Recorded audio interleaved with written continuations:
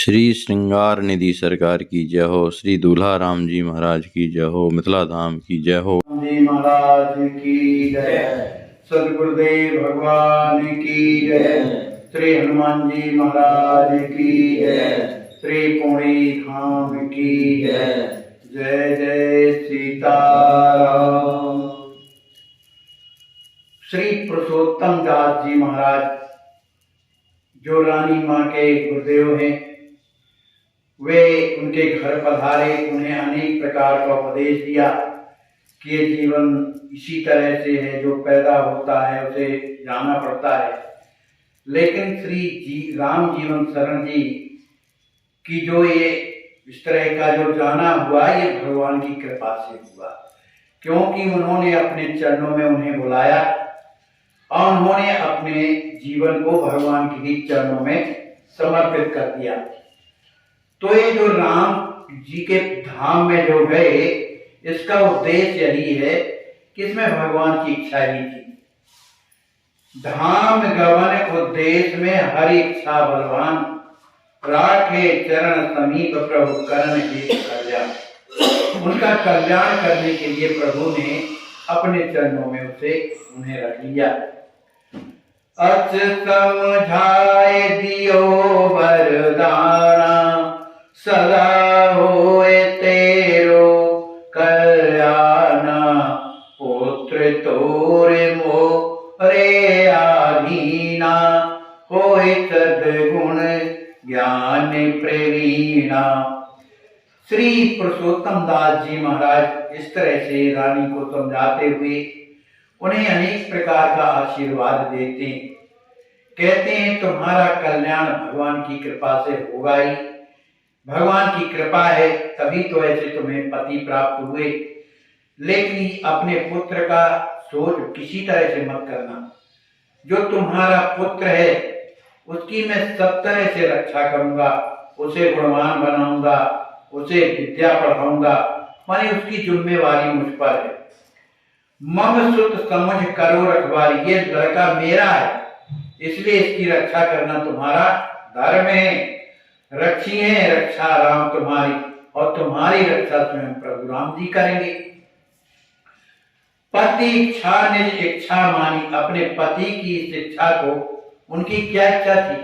विशेष इच्छा ये थी कि पुत्र की रखवाली करो, इसको किसी तरह से कष्ट ना होने पावे। तो अपने पति की उस इच्छा को मान करके इस बालक की रक्षा करते हुए हृदय में धीरज धारण करो। अहम जीव गति एक अनूपा, निर्गुण सगुण दिखात रूपा। ब्रह्मा माने ब्रह्म जो परमात्मा है और जो जीवात्मा है, इन दोनों का भिन्न संबंध होता है। चूंकि परमात्मा सगुण साकार भी है, निर्गुण निराकार भी है, लेकिन जब से जिस स्थिति की या गुण करने की, प्रकाश इच्छा करने की जब होती है या लीला करने की जब स्थिति होती है, वो सगुण हो जाता है। इसी तरह ये जीवात्मा जो शरीर में रहता है, उस जीवन में आया, इसलिए हर क्रियाएं समझ में आती, पर ये ब्रह्म ही परमात्मा ही है। तो बिना देह करी है कल्याणा, निर्गुण रूप भाव भगवाना। माने बिना देह के, मतलब कहने का भाव ये है कि जैसे राम जीवन शरण के प्रति आपके भाव जो है, उनकी आज्ञा का यदि पालन करेंगे तो जीवात्मा परमात्मा में कोई भेद तो है नहीं, तो वो बिना देह के भी तुम्हारा कल्याण करने के लिए परमात्मा या तुम्हारे पति इस भाव के कारण तुम्हारी हमेशा रक्षा करेंगे। परम विरक्त महामुनि ज्ञानी, वैष्णव संत परम विज्ञानी। सार पुनीत वचन कछु बोले, पतिव्रत धर्म राज कछु खोले। जो पुरुषोत्तम जी महाराज हैं वो परम विरक्त हैं, महाज्ञानी भी हैं, वो वैष्णव में परम संत भी हैं। उन्होंने जब रानी को कुछ सुंदर इस तरह के भाव दे करके उन्हें समझाया, फिर इसके बाद उन्होंने पतिव्रत धर्म के बारे में कुछ बातें बताई कि पतिव्रता स्त्री का पति न रहने के बाद क्या क्या करना चाहिए, ये सब बातें रानी को बताते हैं। नारी है तो पति देव सब, सत्य वचन सुन मोर, तदपि जगत पति देव प्रभु, रक्षा करिए तोर। कहते हैं गुरुदेव की बेटी, स्त्रियों के लिए सबसे बड़ा धर्म है अपने पति की सेवा करना, उनके बताए हुए मार्ग पर चलना है। इस तरह से यदि तुम चलोगी तो वो तो पति भरे माने श्री राम जीवन शरण। जो जगत के पति कौन है? श्री राम जी महाराज। वो हर तरह से तुम्हारी रक्षा करेंगे। अस कहे संत गए समझाई, डूबत नाव किनारे आई, हृदय दाए सुन गुरु की वाणी, भई शांत जस पायो पानी। ऐसा कह करके संत भगवान रानी को समझा करके चले गए। तो रानी को ऐसा लगा जैसे मैं कोई डूब रही थी तो नाव प्राप्त हो गई। माने गुरुदेव के वचन उसे नाव के समान उनके हृदय में काम कर रहे थे, क्योंकि जैसे हृदय में उनके दाह चल रही थी, पति के वियोग की स्थिति थी, अत्यंत दुखदायी थी, लेकिन गुरुदेव की वाणी को सुन करके वो शांत हो गई और ऐसा लगा जैसे जलती हुई अग्नि को बुझाने के लिए पानी मिल गया हो। संतों के वचन कैसे थे? अमृत के समान थे। उन अमृत रूपी वचनों को सुन करके जो उनके हृदय में जो शोक था वो सब का सब बाहर भागे, माने सब हृदय से निकल गए। अब रानी क्या करने लगी? करने लगी रघुवर गुण गाना। रानी माता। हाँ, तो रानी माँ गुणगान करने लगी। जाते हुए जीव कल्याण, जिससे जीवों का कल्याण हो, इस तरह से श्री सीताराम जी का गुणगान करने लगी। और वो रहती किस तरह की थी? तपस्वी की तरह, जैसे तपस्विनी रहती है, संसार से उदासीन होकर के इस तरह की स्थिति में रहती है और निरंतर श्री सीताराम सीताराम ऐसा नाम रटती रहती हैं।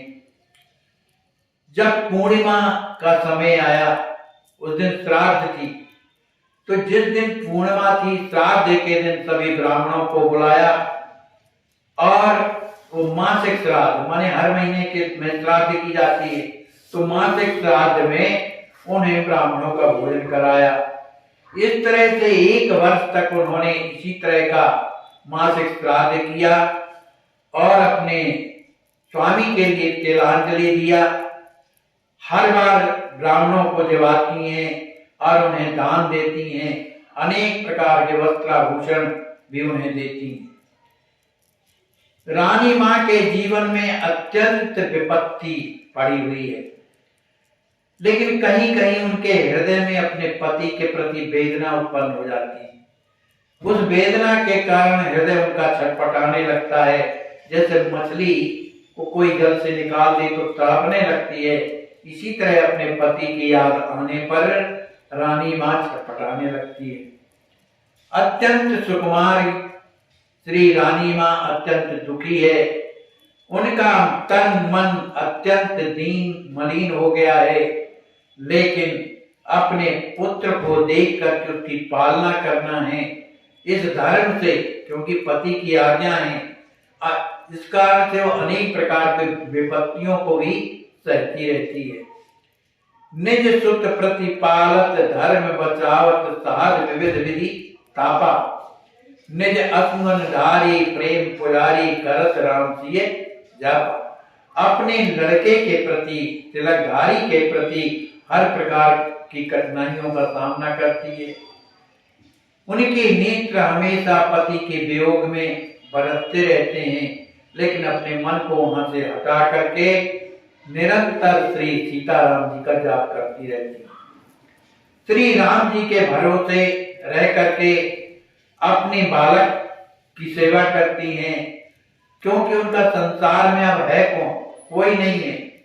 इसलिए राम जी महाराज के चरणों में प्रेम कर बरबस त्यागी रात दिवस बस रोई।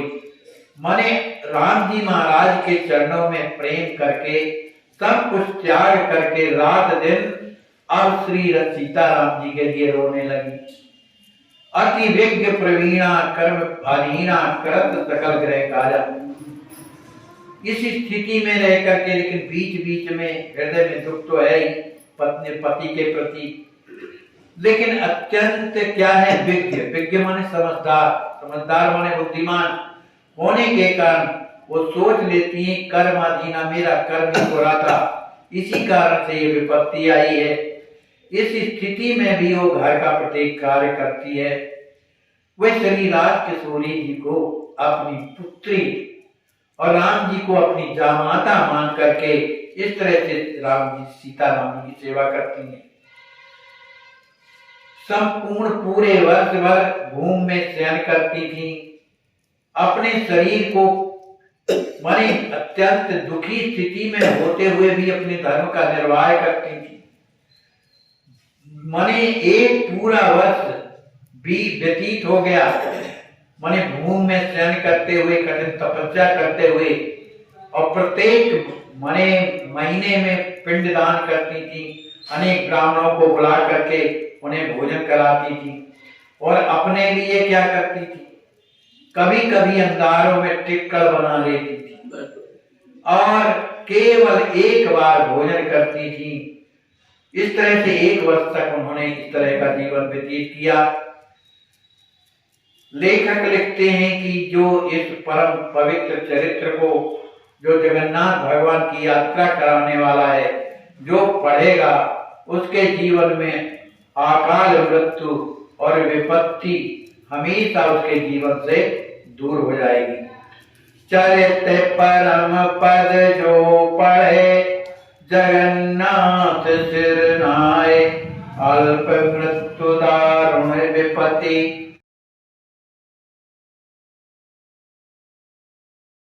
आप यह जो दृश्य देख रहे हैं, ऐसे आज भी हजारों लाचार वृद्ध अस्वस्थ हालात में पड़े हुए तड़पते ईश्वर अल्लाह से मना रहे हैं कि अब मैं जीना नहीं चाहता, सहा नहीं जाता, मुझे ले चलो। आइए, अगर आपके दिल में ऐसों के प्रति दर्द है तो ट्रस्ट के साथ मिलकर अपने अवकाश प्राप्त समय का दान देकर अपनी बौद्धिक योग्यता का, अपने धन का सच्चा सदुपयोग करके इनका दर्द मिटाएं और उस परम पिता परमेश्वर अल्लाह गॉड का प्यार प्राप्त करें। जिंदगी व संपत्ति तो एक दिन हमें छोड़ना ही है, तो क्यों ना हम अपने हाथ से ही उसका इन दुखियों की सेवा में सदुपयोग कर महान पुण्य के भागीदार बने।